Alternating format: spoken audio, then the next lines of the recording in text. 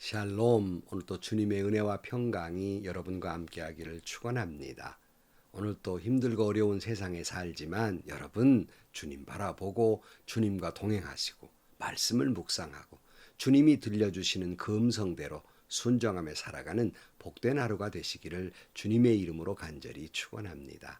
오늘 아침 하나님께서 우리에게 허락해 주신 말씀은 욥기 31장 1절에서 23절 말씀입니다. 젊은 여인을 음탕한 눈으로 바라보지 않겠다고 나 스스로 엄격하게 다짐하였다. 여자나 유혹하고 다니면 위에 계신 하나님이 내게 주실 몫이 무엇이겠으며 높은 곳에 계신 전능하신 분께서 내게 주실 유산은 무엇이겠는가? 불의한 자에게는 불행이 미치고 악한 일을 하는 자에게는 재앙이 닥치는 법이 아닌가? 하나님은 내가 하는 일을 낱낱이 알고 계신다. 내 모든 발걸음을 하나하나 세고 계신다. 나는 맹세할 수 있다. 여태까지 나는 악한 일을 하지 않았다. 다른 사람을 속이려고도 하지 않았다. 하나님이 내 정직함을 공평한 저울로 달아보신다면 내게 흠이 없음을 아실 것이다. 내가 그릇된 길로 갔거나 나 스스로 악에 이끌려 따라갔거나 내 손에 죄를 지은 흔적이라도 있다면 내가 심은 것을 다른 사람이 거두어 먹어도 내가 지은 농사가 망하더라도 나는 할 말이 없을 것이다. 남의 아내를 탐내서 그 집 문 근처에 숨어 있으면서 그 여인을 범할 기회를 노렸다면 내 아내가 다른 남자의 노예가 되거나 다른 남자의 품에 안긴다 해도 나는 할 말이 없을 것이다. 남의 아내를 범하는 것은 사형 선고를 받아야 마땅한 범죄다. 그것은 사람을 파멸시키는 불, 사람이 애써 모은 재산을 다 태우는 불이다. 내 남종이나 여종이 내게 탄원을 하여 올 때마다 나는 그들이 하는 말에 귀를 기울이고 공평하게 처리하였다. 그렇게 하지 않았더라면 내가 무슨 낯으로 하나님을 뵈며 하나님이 나를 심판하러 오실 때 내가 무슨 말로 변명하겠는가? 나를 창조하신 바로 그 하나님이 내 종들도 창조하셨다. 가난한 사람들이 도와달라고 할 때 나는 거절한 일이 없다. 앞길이 막막한 과부를 못 본 채 한 일도 없다. 나는 배부르게 먹으면서 고아를 굶긴 일도 없다. 일찍부터 나는 고아를 내 아이처럼 길렀으며 철이 나서는 줄곧 과부들을 돌보았다. 너무나도 가난하여 옷도 걸치지 못하고 죽어가는 사람이나 덮고 잘 것이 없는 가난한 사람을 볼 때마다 내가 기른 양털을 깎아서 그것으로 옷을 만들어 그들에게 입혔다. 시린 허리를 따뜻하게 주었더니 그들이 나를 진심으로 축복하곤 하였다. 내가 재판에 이길 것이라고 생각하고 고아를 속이기라도 하였더라면 내 팔이 부러져도 할 말이 없다. 내 팔이 어깨축지에서 빠져나와도 할 말이 없다. 하나님이 내리시는 심판이 얼마나 무서운지를 잘 알고 있었으므로 나는 차마 그런 파렴치한 짓은 할 수 없었다. 아멘. 이제 욥기 31장 욥의 마지막 답변 주장이 마치는 장입니다. 그는 하나님을 경외함으로 말미암아서 결코 어떤 죄도 짓지 않았다고 주장하는 것이 본문 31장의 말씀입니다. 하나님을 경외하는 자의 삶은 어떤 모습일까? 욥의 모습을 통해서 배울 수 있습니다. 오늘 1절 말씀, 젊은 여인을 음탕한 눈으로 바라보지 않겠다고 나 스스로 엄격하게 다짐하였다. 이것이 하나님을 경외하는 자의 삶의 모습입니다. 하나님을 경외하는 자는 스스로 엄격한 잣대를 가지고 있습니다. 사람들은 남에게는 엄격한 잣대를 가지고 있으면서도 자기 자신에게는 대단히 너그러운 잣대를 들이댑니다. 그래서 좋지 않은 말입니다만 내로남불이라는 말이 생겼지 않습니까? 똑같은 잘못을 저지르면서도 자신이 잘못한 것은 사람이 그럴 수 있지 이렇게 말하고 똑같은 잘못인데 남이 잘못한 것은 사람이 어찌 그럴 수 있느냐고 흥분을 합니다. 자신의 눈에 들보는 보지 못한 채 남의 눈에 티끌을만 보고서 흥분을 합니다. 우리나라 말에 뭐 묻은 개가 뭐 묻은 개를 나무란다는 말, 이런 일들이 얼마나 비일비재합니까?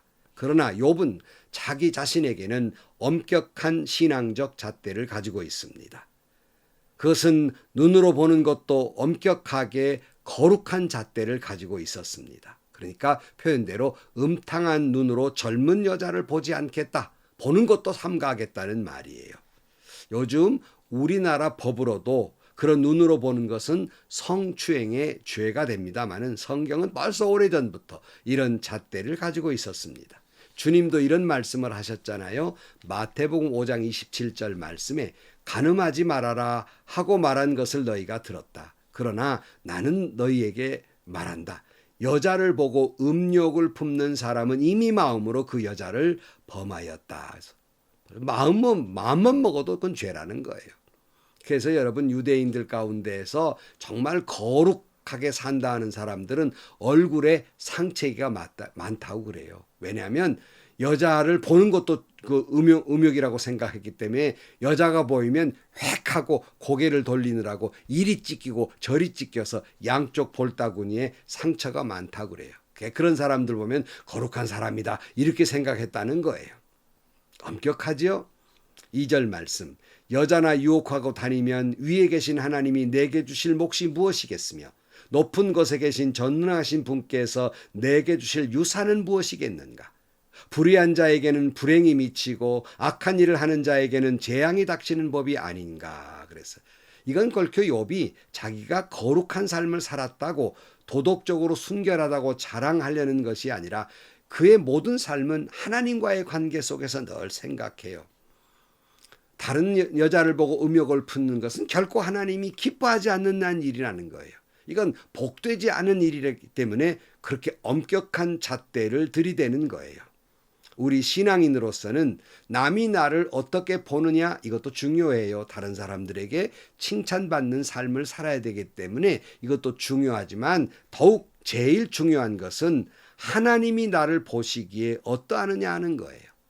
여러분의 삶은 하나님이 보시기에 어떤 삶을 살고 있습니까? 바라기는 여러분 모두의 삶이 하나님 보시기에 아름답다. 하나님 보시기에 좋았더라. 이런 삶을 살아가시기를 주의 이름으로 축원합니다. 욥은 이렇게 말하고 있어요. 4절 말씀에 하나님은 내가 하는 일을 낱낱이 알고 계신다. 내 모든 발걸음을 하나하나 세고 계시다. 그랬어요. 여러분, 하나님은 내 머리털도 세시고 내 발걸음도 하나하나 알고 계시는 일거수일투족을 다 알고 계세요. 하나님은 우리를 보고 계시기 때문입니다. 잠언 15장 3절 말씀에 주님의 눈은 어느 곳에서든지 악한 사람과 선한 사람을 모두 지켜보신다 그랬고요. 시편 7장 9절 말씀에 악한 자의 악행을 뿌리 뽑아주시고 의인은 굳게 세워주십시오. 주님은 의로우신 하나님, 사람의 마음속 생각을 낱낱이 살피시는 분이십니다 그랬고요. 데살로니가전서 2장 4절 말씀에 우리는 하나님의 검정을 받아서 맡은 그대로 복음을 전합니다. 우리가 이렇게 하는 것은 사람의 환심을 사려고 하는 것이 아닙니다. 우리의 마음을 살피시는 하나님을 기쁘게 해 드리려고 하는 것입니다. 그랬어요. 여러분, 하나님의 눈은 어디든지 계셔서 우리를 보고 계십니다. 하나님의 눈은 우리 마음속 깊은 곳에까지 샅샅이 살피고 계십니다. 나를 보고 계신 하나님, 나를 살피시는 하나님, 그 하나님께 기쁨을 드리기 위해서 거룩한 삶을 살아가시기를 주님의 이름으로 축원합니다. 욥은 그런데 이렇게 당당하게 말하고 있어요. 5절 말씀에 보면 나는 맹세할 수 있다. 여태까지 나는 악한 일을 하지 않았다. 다른 사람을 속이려도 하지 않았다. 하나님이 내 정직함을 공평한 저울로 달아보신다면 내게 흠이 없음을 아실 것이다.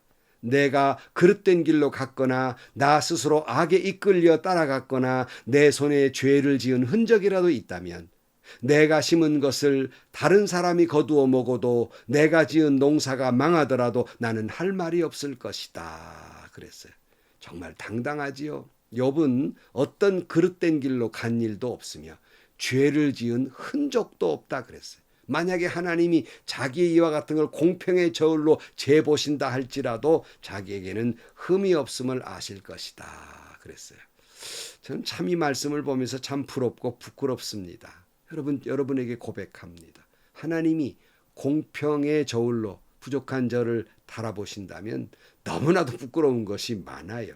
감히 고개를 들 수도 없습니다. 정말 지은 죄가 많아요. 마음속으로도 지은 죄들이 많습니다. 하지만 욥은 하나님이 얼마든지 자기 자신을 재어보셔도 자기에게는 죄를 찾을 수 없을 것이다 이렇게 말해요. 이 방송을 보시는 여러분은 저와 같이 부끄러운 죄가 많은 죄인들이 되지 마시고 공평의 저울로 재볼 때 한 점 부끄러움이 없는 욥과 같은 삶을 살아가는 여러분들이 되시기를 주의 이름으로 축원합니다. 혹 불가능하다고요? 예, 불가능할 수 있습니다. 하지만 그럼에도 불구하고 이와 같은 삶을 살려고 몸부림치고 애쓰는 것이 신앙인의 삶인 것입니다. 그렇게 살아가시기를 주의 이름으로 축원합니다. 9절 이하에 보면 남의 아내를 탐내서 그 집 문 근처에 숨어 있으면서 그 여인을 범할 기회를 노렸다면 내 아내가 다른 남자의 노예가 되거나 다른 남자의 품에 안긴다 해도 나는 할 말이 없을 것이다. 남의 아내를 범하는 것은 사형 선고를 받아야 마땅한 범죄다. 그것은 사람을 파멸시키는 불, 사람이 애써서 모은 재산을 다 태우는 불이다 그랬어요. 욥의 표현은 자신의 순결과 정결함을 말하고 있습니다. 혹여 남의 여자를 탐하는 것은 죽임을 당한다 할지라도 할 말이 없는 죄라는 거예요. 그건 사람을 파멸시키는 것이고 온 재산을 다 없애버리는 불과 같은 것이다고 말합니다. 여러분 명심하십시오. 남의 여자를 탐내는 것은 사람을 파멸시킵니다. 그런 불과 같은 거예요. 애써 모은 재산도 명예도 신앙도 한순간에 불태워버리는 불과 같은 것입니다. 하나님을 경외하는 자의 삶은 순결해야 됩니다. 정결해야 됩니다. 여러분 그렇게 거룩한 삶을 살아가는 여러분들이 되시기를 주의 이름으로 간절히 축원합니다. 13절 말씀 내 남종이나 여종이 내게 탄원을 하여 올 때마다 나는 그들이 하는 말에 귀를 기울이고 공평하게 처리하였다. 그렇게 하지 않았더라면 내가 무슨 낯으로 하나님을 뵈며 하나님이 나를 심판하러 오실 때 내가 무슨 말로 변명하겠는가. 나를 창조하신 바로 그 하나님이 내 종들도 창조하셨다 그랬어요. 소위 여러분 요즘 말에 갑질이라는 말이 있잖아요. 그것이 사회 속에서만 있는 것이 아니라 교회 공동체에도 일어나는 것 같아요. 심지어 목회자들 사회 속에서도 이 갑질이 일어납니다. 교회 직분을 가지고 갑질을 해댑니다. 욥 당시에 이 종이라고 하는 것은 이 종의 주인은 생사 여탈권을 가지고 있는 상황입니다. 이와 같은 상황 속에서라도 욥은 종들의 말에 귀를 기울여 줄 줄 알았어요. 이 모든 걸 공평하게 처리할 줄 알았습니다. 왜 그렇다고요?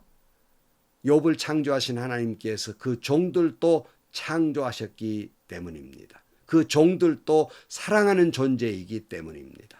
여러분, 우리는 아랫사람들에게 갑질해서는 안 됩니다.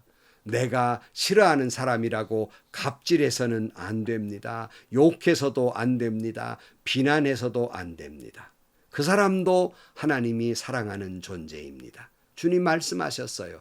형제에게 몹쓸 사람이라고 욕하는 것도 심판받아야 하고 벌을 받아야 할 죄라고 말씀합니다. 왜냐하면 그도 하나님이 사랑하시기 때문입니다. 자, 16절 말씀. 가난한 사람들이 도와달라고 할 때에는 나는 거절한 일이 없다. 앞길이 막막한 과부를 못 본 채 한 일도 없다. 나는 배부르게 먹으면서 고아를 굶긴 일도 없다. 일찍부터 나는 고아를 내 아이처럼 길렀으며 철이 나서는 줄곧 과부들을 돌보았다. 너무나도 가난하여 옷도 걸치지 못하고 죽어가는 사람이나 덮고 잘 것이 없는 가난한 사람을 볼 때마다 내가 기른 양털을 깎아서 그것으로 옷을 만들어 그들에게 입혔다. 시린 허리를 따뜻하게 주었더니 그들이 나를 진심으로 축복하고 나였다. 내가 재판에서 이길 것이라고 생각하고 고아를 속이라도 하였더라면 내 팔이 부러져도 할 말이 없다. 내 팔이 어깨 쭉지에 빠져서 나와도 할 말이 없다. 그랬어요. 참 욥은 훌륭하지요. 약한 자를 못 본 채 한 적이 없어요. 약자들의 아버지와 같은 그런 삶을 살았습니다. 그러므로 가난한 자나 작은 자들이 욥을 진심으로 축복했습니다.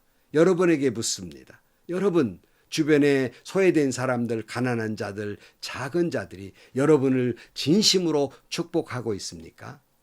그런 삶을 살기를 축복합니다. 그들을 돌보고 그들에게 사랑을 베푸는 삶을 살기를 주의 이름으로 축원합니다. 자, 23절 말씀. 하나님이 내리시는 심판이 얼마나 무서운지를 잘 알고 있었으므로 나는 차마 그런 파렴치한 짓을 할 수 없었습니다. 욥은요, 하나님이 살아계심을 잘 믿고 있었어요. 그래서 하나님 앞에 감히 파렴치한 일을 하지 않았습니다. 그러나 오늘날 정말 마음 아픈 것은 교회 안에 하나님이 살아계심에도 불구하고 교회라는 공동체 속에서 믿는 사람들이 파렴치한 일을 해요. 하나님을 경외하지 않는 거예요. 하나님을 사랑하거나 두려워할 줄 모르는 거예요. 무서운 일입니다. 사랑하는 성도 여러분, 다시 말씀드립니다. 하나님은 나의 모든 것을 아십니다. 여러분, 하나님이 나를 공평의 저울로 달아보실 때 한 점의 부끄러움 없는 삶을 살기를 축복합니다. 진실로 하나님처럼 순결하고 정결한 삶을 살기를 축원합니다. 가난하고 작은 자들을 위한 삶을 살기를 축원합니다. 왜냐하면 하나님이 그들을 무척 사랑하시기 때문입니다. 우리가 이런 삶을 살아야 하는 것은 남의 눈이 무서워서가 아니라 하나님이 보고 계시며 하나님이 기뻐한 삶이기 때문입니다. 하나님을 경외하는 자의 삶을 살아가시기를 주의 이름으로 축원합니다. 시편 139편 23절 말씀. 하나님 나를 샅샅이 살펴보시고 내 마음을 알아주십시오. 나를 철저하게 시험해 보시고 내가 걱정하는 바를 알아주십시오. 내가 나쁜 길을 가지 않았는지 나를 살펴보시고 영원한 길로 나를 인도하여 주십시오. 기도하시겠습니다. 하나님, 나를 샅샅이 살피신 하나님, 나의 모든 것을 아시는 줄로 믿습니다. 하나님 앞에 한 점 부끄러움 없는 삶을 살게 하여 주옵시고, 하나님, 혹시라도 하나님이 사랑하는 많은 자들, 특별히 가난하고 고통받는 자들, 작은 자들, 없이 여기는 삶을 살지 않게 하시고, 하나님, 그들을 사랑하기에 나도 그들을 사랑하며 돌보며 살아가는 저희들 되게 하여 주옵소서. 행여나 하나님 앞에서 내가 파렴치한 삶을 살지 않도록 거룩한 삶으로 인도하여 주옵소서. 예수님의 이름으로 기도하옵나이다. 아멘. 여러분, 오늘 맨 마지막 파렴치한 삶. 사람 앞에서도 그런 삶을 살아서는 안 되지만요. 하나님 앞에서 그런 삶을 살아서는 안 됩니다. 하나님 앞에서 파렴치한 삶이 아니라 하나님이 기뻐하시는 삶, 하나님이 아름답다 하는 그런 하나님을 경외하는 자의 삶을 살아가시기를 주의 이름으로 축원합니다. 행복하시고요. 좋은 일이 가득한 하루가 되시기를 주님의 이름으로 간절히 축원합니다.